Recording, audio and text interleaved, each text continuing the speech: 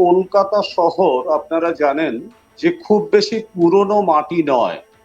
মাত্র 2000 বছর আগে এই অঞ্চলের ভূমিভাগ ধীরে ধীরে গড়ে উঠেছিল, বিচ্ছিন্ন কতগুলো দ্বীপ ছিল এবং এটা মূলত সুন্দরবনের অংশ ছিল।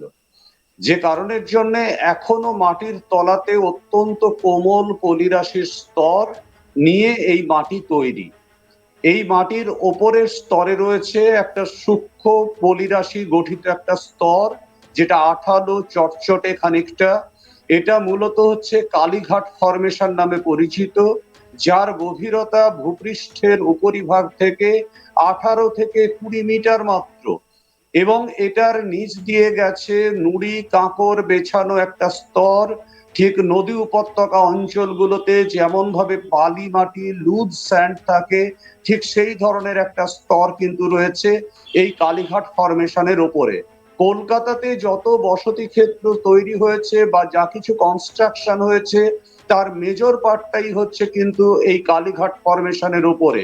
কলকাতায় হয়তো কিছু সয়েল টেস্ট করা হয়, কিন্তু সেই সয়েল টেস্ট করা হয় এই কালীঘাট ফরমেশন ধরে, যার ফলে বাস্তবিক ক্ষেত্রে কলকাতার মাটির স্তর যে আস্তে আস্তে দুর্বল হয়ে যাচ্ছে সেটা কখনোই ধরা পড়ে না। বা আমরা যখন এটাতে নিয়ে গবেষণা করতে শুরু করলাম, তখন আমরা লক্ষ্য করে দেখলাম যে ভাগীরথী হুগলি নদীতে পলির স্তর 2 বছরের মধ্যে প্রায় 1.5 মিটার বেড়ে গেছে।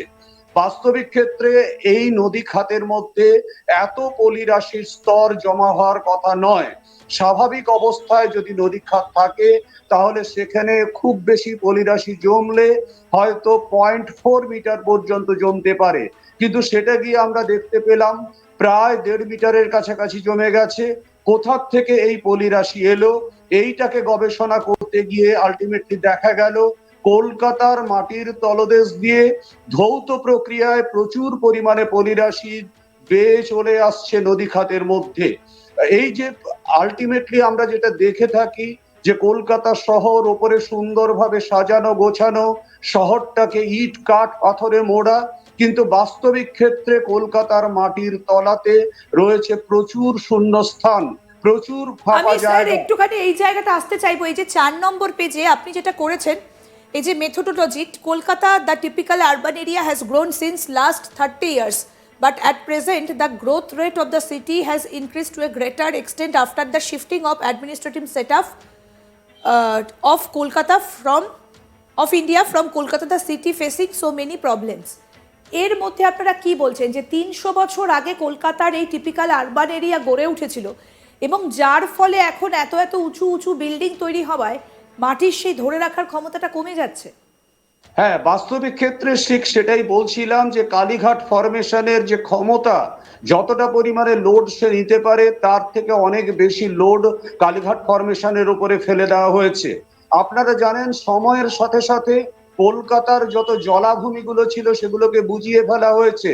কোনো জলাশয় এই মুহূর্তে কলকাতায় অধিকাংশ ক্ষেত্রে নেই, যে কারণের জন্য কলকাতা শহরে মাটির মধ্যে সরাসরি ভাবে জলের কোনো অনুপ্রবেশ ঘটে না।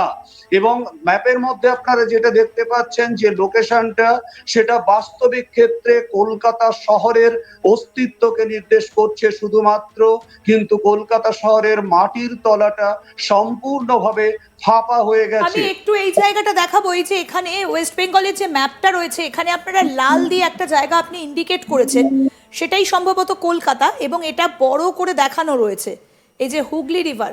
এটা কি বিপদ সংকেত কি শুধুমাত্র কলকাতা কেন্দ্রিক? মানে শুধু কি কলকাতাতেই এই সমস্যাটা হচ্ছে, নাকি উত্তর না, 24 পরগনা, দক্ষিণ 24 পরগনার কিছুটা অংশ? বাস্তবিক ক্ষেত্রে আমরা আমাদের যদিও রিসার্চ পেপারটা ছিল শুধু কলকাতার উপরে, এটা কিন্তু শুধু কলকাতা নয়, এবং এই অবস্থাটা রয়েছে কিন্তু হাওড়া, হুগলি, উত্তর দক্ষিণ 24 পরগনা এবং কলকাতা। টোটাল এই অঞ্চলটা এই কোমল পলিরাশির স্তর এবং তার নিচে যে নড়বড়ে একটা স্তর, এই স্তরের অবস্থানকে নির্দেশ করছে। সেই কারণের জন্য যেহেতু আমাদের রিসার্চটা ছিল শুধু কলকাতা ওরিয়েন্টেড, তাই ম্যাপের মধ্যে কলকাতার অঞ্চলটুকুকে দেখানো হয়েছে। আমরা স্বাভাবিকভাবে যেটা দেখে থাকি কলকাতার যে এই ভূমিরূপের গঠন, এই ভূমিরূপের গঠন কিন্তু আপনারা দেখতে পাচ্ছেন যে ম্যাপটার মধ্যে সবচেয়ে উপরে যে সেকশনটা দেখুন, অনেকটা মাটির সরার মতো। এই সরা কিন্তু বেঁকে আছে একদিকে ভাগীরথী হুগলি নদীর দিকে এবং অপরদিকে বাগজোলা খালের দিকে, যে কারণের জন্য আলটিমেটলি কলকাতার মাটিতে যদি সাফিসিয়েন্টলি জল অনুপ্রবেশ না করে, তাহলে কিন্তু এই অঞ্চলের যে মাটি সেটা পার্শ্ববর্তী অঞ্চল থেকে জলকে ধৌত টেনে নিয়ে আসার চেষ্টা করে, এবং যখন এই জল ধৌত প্রক্রিয়ায় আসে তখন তার উল্লম্ব প্রবাহের স্যার পরিবর্তে আমি একটুখানি বোঝার চেষ্টা করব, আপনি যে এখানে অনেকগুলো গ্রাফিক্যালি কিছু একটা আপনি বোঝানোর চেষ্টা করেছেন। প্রথম হচ্ছে যে প্রেজেন্ট, এইটা কি বেঙ্গল ফোর ডিপ, এর মধ্যে প্রথম ম্যাপটা কিসের, এটা যদি একটু বলেন। একদম একদম প্রথম ম্যাপটাই হচ্ছে রিসেন্ট যে কলকাতার মাটির তলার গঠন সেইটা। তার আচ্ছা। আগে যে ম্যাপটা আছে, তার নিচে যে ম্যাপটা দেখতে পাচ্ছেন সেটা প্রায় 5 কোটি বছর আগেকার, তার নিচের ম্যাপটা প্রায় 10 কোটি বছর আগেকার, তার নিচের ম্যাপটা প্রায় 25 কোটি বছর আগেকার, এবং আচ্ছা, তার নিচের ম্যাপটা প্রায় 36 কোটি বছর আগেকার। অর্থাৎ তারপরেরটা এইভাবে হচ্ছে 46 কোটি বছর, তারপরেরটা হচ্ছে 131 কোটি বছর। এগুলোর 131 সঙ্গে কোটি আমরা বছর। দেখতে পাচ্ছি যে এই যে লেয়ারটা আস্তে আস্তে দেখা যাচ্ছে যে এটাতে কিন্তু অনেকটা চওড়া হয়েছে। এই পোর্শনটা কি, এই যে যে চওড়া হওয়া পোর্শনটা উপরে একদম। চওড়া হওয়া পোর্শনটাই অ্যাকচুয়ালি বেসিক্যালি হচ্ছে তার উপরের যে স্তরটা আপনারা দেখতে পাবেন সেই স্তরটাই বেসিক্যালি চওড়া হয়েছে, এবং কলকাতা খানিকটা সরার মতো আস্তে আস্তে বেঁকে গেছে। তার হ্যাঁ। কারণ হচ্ছে উপরে যত পড়ে নিচের স্তরগুলো তত বাঁকতে শুরু করেছে।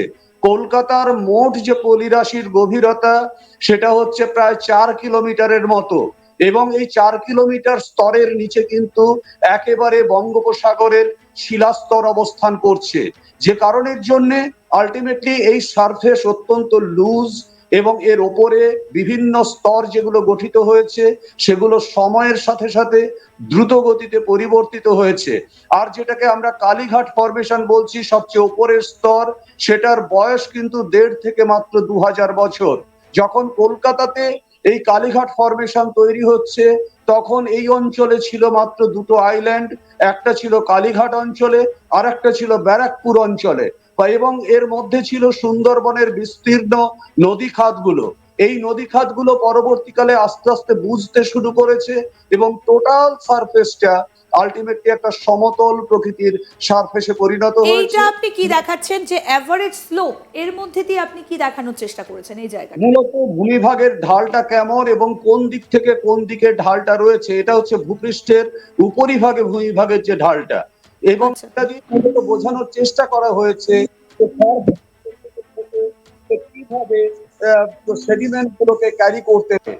এবং অধিকাংশ ক্ষেত্রেই আমরা দেখতে পাচ্ছি যখন সেডিমেন্ট গুলোকে ক্যারি করে নিয়ে আসার চেষ্টা করে তার সবটাই এসে পৌঁছচ্ছে ভাগীরথী হুগলি খাতের দিকে।